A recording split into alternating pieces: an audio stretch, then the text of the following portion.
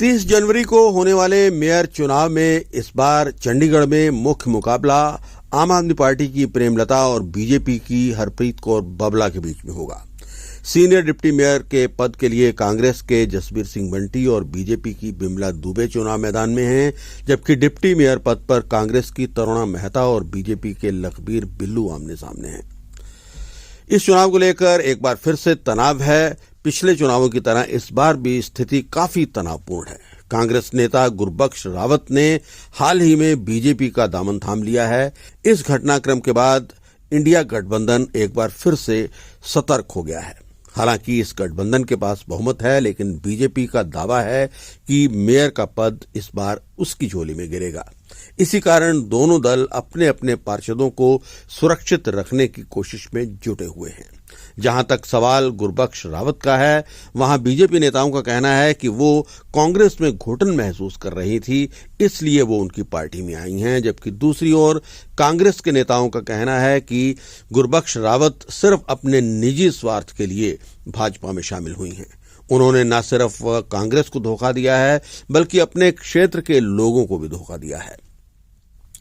ये चुनाव न केवल चंडीगढ़ की स्थानीय राजनीति के लिए महत्वपूर्ण है, बल्कि इंडिया गठबंधन और बीजेपी के बीच ताकत की भी परीक्षा है।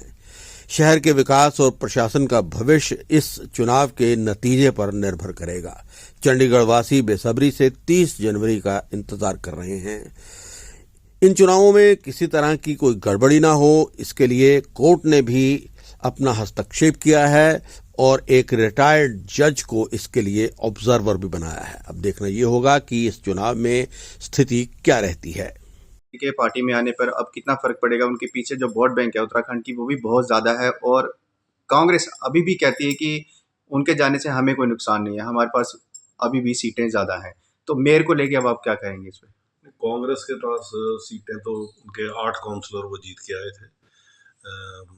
वो लगातार जो है वो भारतीय जनता पार्टी ज्वाइन कर रहे हैं। उनके काउंसलर लगभग तीसरा ये काउंसलर है जो भारतीय जनता पार्टी में ज्वाइन किया।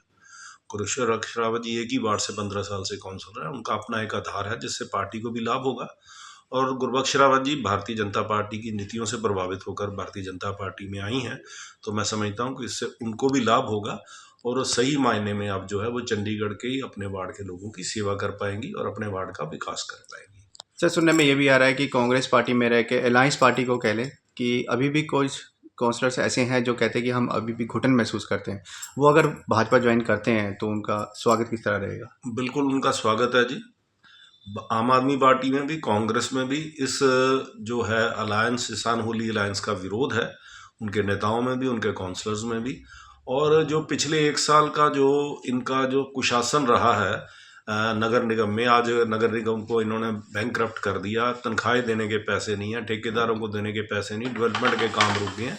उस वजह से काउंसलर परेशान है कि कल जब उनको जाके अपना इलेक्शन वार्ड का फेस करना पड़ेगा तो दिक्कतें आएंगी। इस कारण से भारतीय जनता पार्टी का मेयर होगा तो विकास होगा, फिर से जो है वो कारपोरेशन का जो डेवलपमेंट है वो ट्रैक पर लौटेगा। सबसे पहली बात तो जब कोई साथी जाता है तो दुख होता है।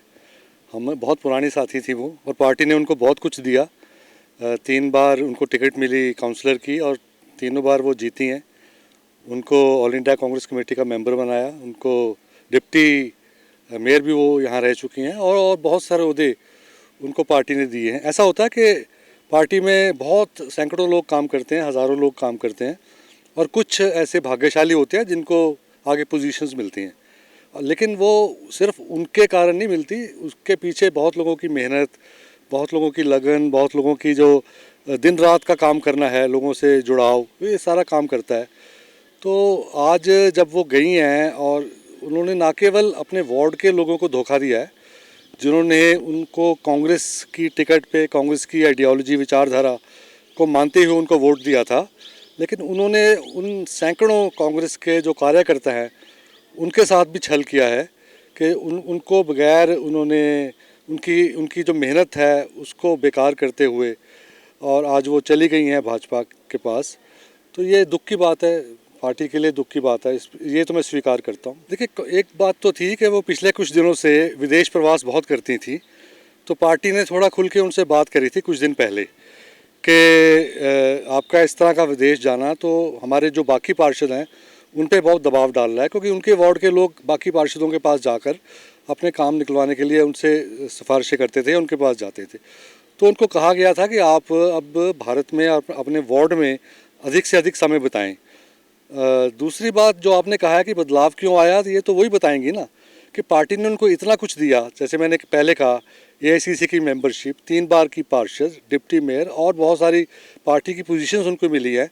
तो उनको भाजपा ने क्या दे दिया बैठे बैठे रातों रात कि वो भाजपा में चले गए हैं?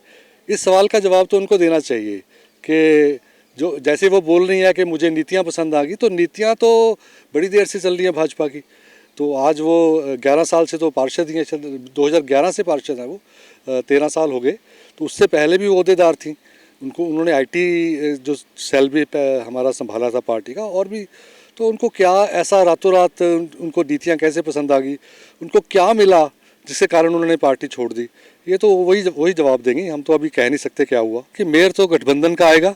मेयर की कैंडिडेट कांग्रेस और आम आदमी पार्टी की प्रेमलता हैं, और डिप्टी मेयर के कैंडिडेट तरुणा मेहता हैं, और सीनियर डिप्टी मेयर के कैंडिडेट जसबीर बंटी हैं।